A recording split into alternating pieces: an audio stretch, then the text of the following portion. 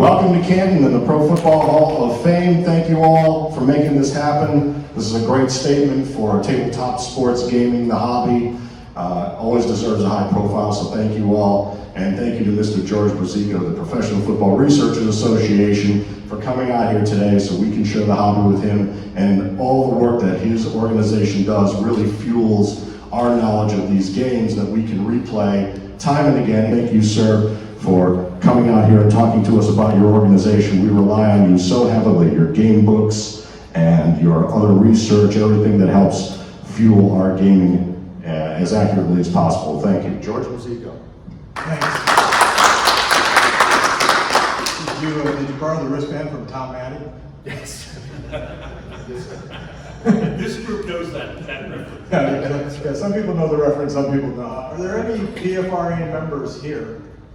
Okay, good. That means I'm talking to a group that I can basically let you know all about PFRA. We're the Professional Football Researchers Association. I've been a board member for a number of years. I became president about a year and a half ago.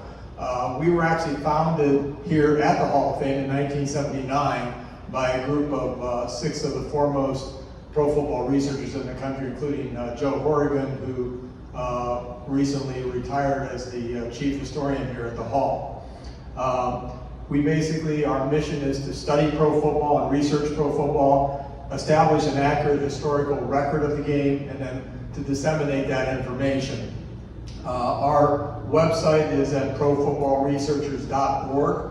I'm going to hand out to you a couple copies of our magazine, the Coffin Corner, which comes out 6 times a year so that you can see a little bit about what we do research-wise.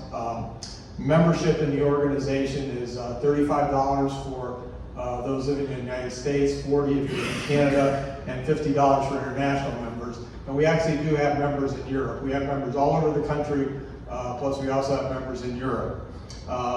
As I said, the Coffin Corner comes out 6 times a year. That's part of what you get for being a member of the Researchers Association. You also get access to our members only section, which is basically a treasure trove of research that has been done over the years. There's line scores in there, as Jeff mentioned, game books. We just recently added the game books for the 2022 season, and we're constantly looking to update that game book section. It goes back quite a few years.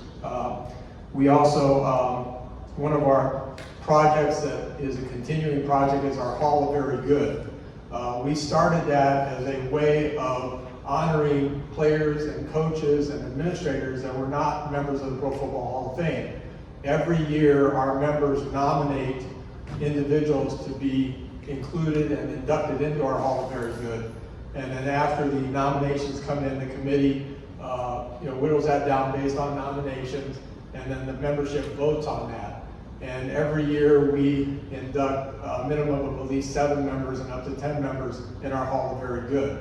And quite a few members of the Hall of Very Good have later been inducted into the Hall of Fame, especially with the Hall trying to honor more senior members. You have to be out of the league for 25 years to be considered for the Hall of Very Good, but it was something that we started and it's taken a lot of traction. It's one of our favorite things that we do amongst our membership. We also have a number of other committees. We recently started a biography committee, and that committee is being tasked with basically writing biographies of anybody that's played pro football or coached or that, and they already have quite a reservoir of biographies that are on our website, and those are available even if you're not a member, which is nice. Also, we recently started a podcast, trying to come into the 21st century. We started the official PFRA podcast. Myself and my son, who by profession is a sports broadcaster, we co-host the podcast. And basically what we've tried to do is we try to interview authors. We also try to interview players. We recently interviewed former Detroit Lions coach Wayne Fonts, which was a lot of fun because Wayne is a character, and it was really a fun interview. And those are available through the Sports History Network under our podcast name, the official PFRA podcast. We also recently interviewed Ed White, who was an offensive lineman, or a lineman, I should say, with both the Minnesota Vikings during their 70s Super Bowl years, and then also the Chargers during the Aire Stadium years. Somebody that's really, I think, after we interviewed him and researched him, is probably deserving of some consideration for the Hall of Fame, and just one of those players that has sort of fallen through the cracks. We also have a book series that we started in 2016, Great Teams in Pro Football History. We've done 3 books thus far on the 66 Packers, the 58 Colts, and the 51 Rams. And we're currently working on a book on the 64 Bills, which will be the first all-AFL team that we've done. We normally pick championship teams. Our next book in the series, which will be book 5, will be on the 76 Raiders. So we're always looking to add to that. Those books come out about every 2 to 3 years. It takes about that long for us to write them, edit them, and then get them out public. McFarland Publishing publishes the books for the PFRA, and we've been really pleased with the series thus far. And like I said, we're working on the 64 Bills and plan to do the Raiders after that. We also have an online forum, which is very popular with the membership, where you can discuss anything but anything pro football as long as you're civil. It's a lot of fun because it not only gets into opinions, but sometimes you get an education, because some of our members have done research, and sometimes they'll post things on there, or sometimes they'll correct the record, because the record always needs to be corrected. And lastly, another thing that we do every other year is our conventions. We do a national PFRA convention every other year. This year we actually just had the convention about 2 or 3 weeks ago in Pittsburgh. We try to go to either an NFL city, or we try to go to a city that has a pro football history or tie-in. So just in recent years, we've been to New York, New Jersey area for NFL Films. We were in Cleveland. We were in Canton, which was supposed to be the 100th anniversary. Because of COVID, it was pushed to the next year. So actually the 101st, but we had it here in Canton, here at the Hall of Fame. We've also been in Buffalo, and then most recently, like I said, we were in Pittsburgh just a couple weekends ago.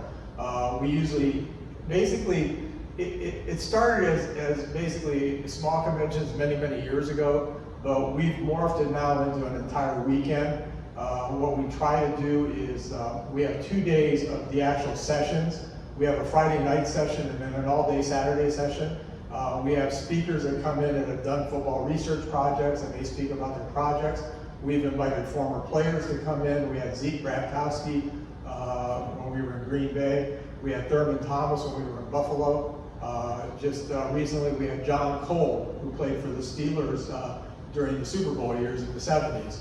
And he was fantastic speaker. Just has the same amount of energy now that he did when he played for the Steelers back then. He was a lot of fun.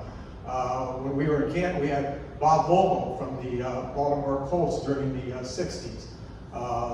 Played with Johnny Unitas and that group. And those are just sort of the key speakers we've had. We've also had other speakers that have come in Pittsburgh for the first time. They have a women's professional football team in Pittsburgh, the Pittsburgh Passion. And they've been very successful. They've won 3 championships over the years.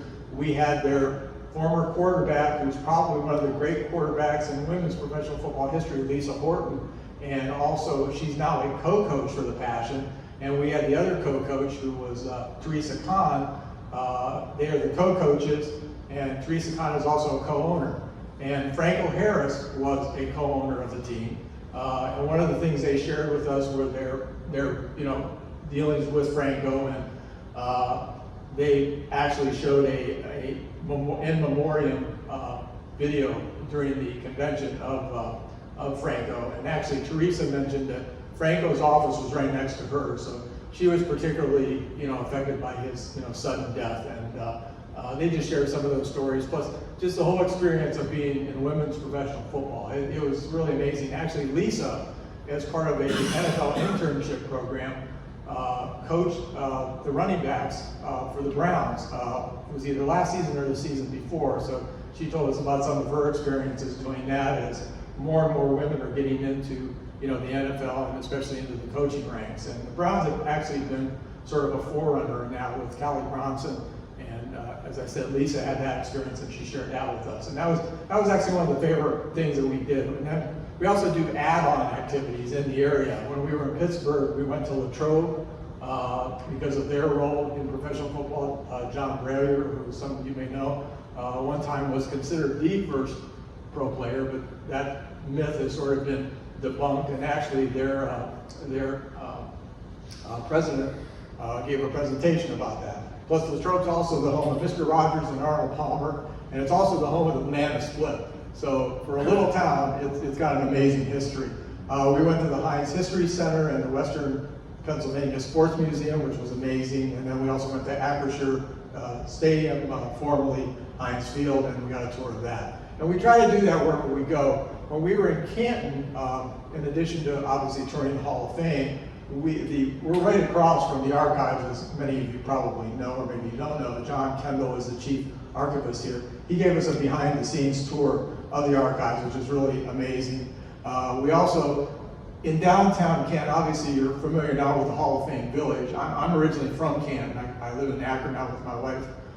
So I'm originally from Canton. I actually grew up within walking distance of the Hall of Fame. I grew right up the hill here on 24th Street. Obviously the Hall of Fame Village here obviously is still all coming together. It's amazing. But downtown they have something called the 11, which are basically 11 pieces of either artwork, sculptures, pictures, and it basically 11 key moments in pro football history. The 68 Jets, the first draft, 1946 and the reintegration of pro football, the Ice Bowl, just to name a few. And they're all over downtown, the merger.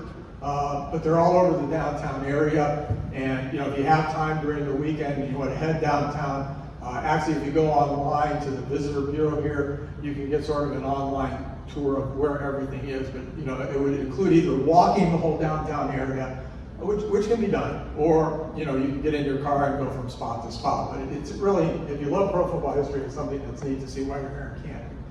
When we were in Green Bay, we toured Lambeau Field because we actually had the event at Lambeau, so that was nice. Buffalo, we toured Aire Stadium. We had actually at the Buffalo History Museum. So we're really proud of our conventions, and they're better and better attended each year. And we try to make it reasonable for our membership too.